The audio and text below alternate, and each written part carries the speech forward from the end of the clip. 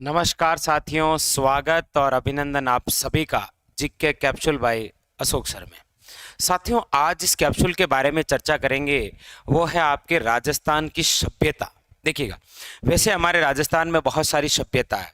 अच्छा, सबसे पहले तो आपके दिमाग में ये आ रहा होगा कि सर ये सभ्यता क्या होती है।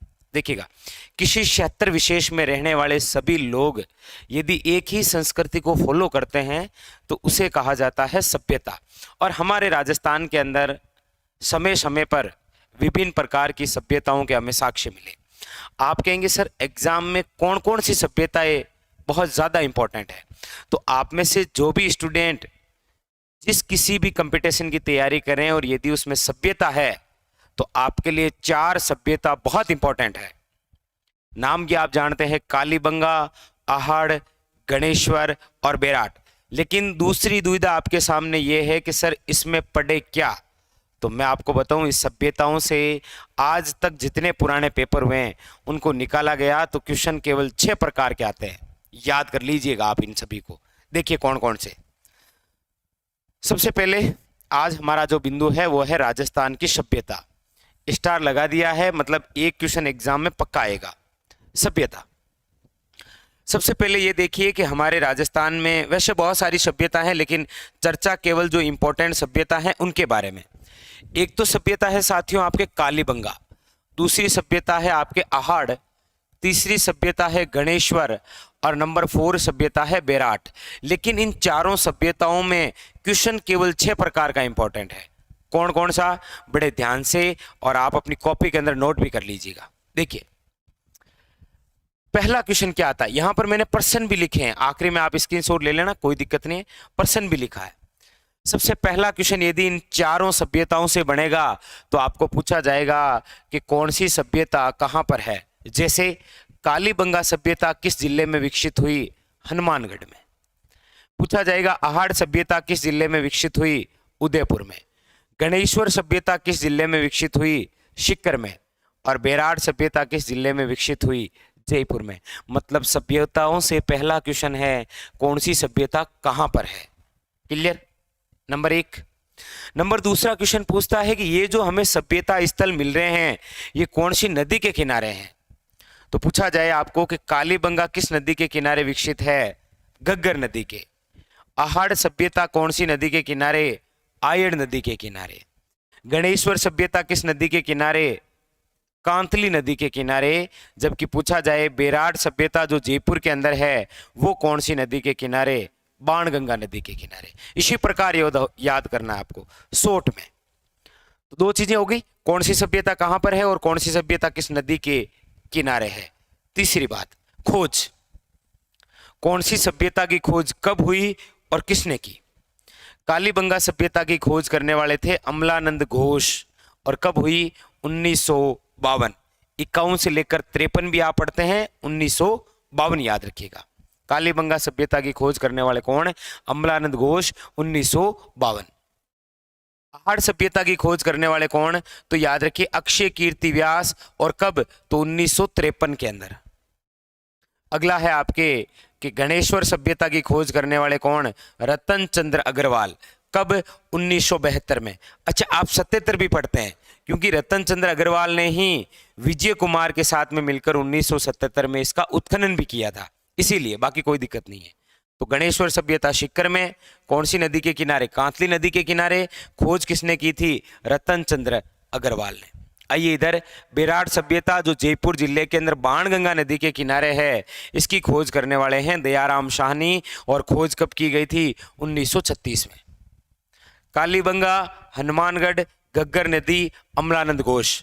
आहड़ सभ्यता उदयपुर, आयड़ नदी, अक्षय कीर्ति व्यास। गणेश्वर सभ्यता सीकर, कांतली, रतन चंद्र अग्रवाल। बेराट जयपुर, बाणगंगा, दयाराम शाहनी। ऐसे याद करना। उसके बाद में अगला क्वेश्चन बनता है उत्खनन। मतलब खोज तो कर दी लेकिन उसके बाद में उत्खनन का कार्य किन्होंने किया, ये बहुत इंपॉर्टेंट क्वेश्चन। जैसे कालीबंगा का उत्खनन करने वाले 2 लोग थे, बीबी लाल, ब्रजवासी लाल और बिक्के थापर, बाल कृष्ण थापर। इन दोनों ने मिलकर कालीबंगा का उत्खनन किया था, याद रखिएगा, बीबी लाल और बिक्के थापर। अगला है आहड़ का उत्खनन। आहड़ का उत्खनन 2 लोगों ने किया था अलग अलग बार। सबसे पहले तो आर.सी. अग्रवाल, पूरा नाम है रतन चंद्र अग्रवाल, द्वारा 1956 में, लेकिन आहड़ का पुण्य उत्खनन किया गया था H.D. सांखलिया, हसमुख धीरजलाल सांखलिया, द्वारा 1961 में। गणेश्वर की बात करते हैं तो इसके उत्खनन का कार्य विजय कुमार द्वारा 1977 में किया गया, और विजय कुमार के साथ में वापस उत्खनन में भी कौन शामिल हुए थे? रतन चंद्र अग्रवाल। और बेराट के उत्खनन की बात करते हैं तो याद रखिएगा नील रतन बैनर्जी और कैलाश नाथ दीक्षित, इन दोनों ने मिलकर बेराट का उत्खनन किया। कालीबंगा बीबी लाल और बिक्के थापर, आहड़ आर.सी. अग्रवाल और H.D. सांखलिया, गणेश्वर विजय कुमार और आर.सी. अग्रवाल, और बेराट के अंदर नील रतन बैनर्जी और कैलाश नाथ दीक्षित। ये तो इंपॉर्टेंट फैक्ट है चारों। कहां पर है, कौन सी नदी के किनारे है, खोज किसने की, और उत्खनन। और अगली एक और इंपॉर्टेंट बात है, वो है अन्य नाम।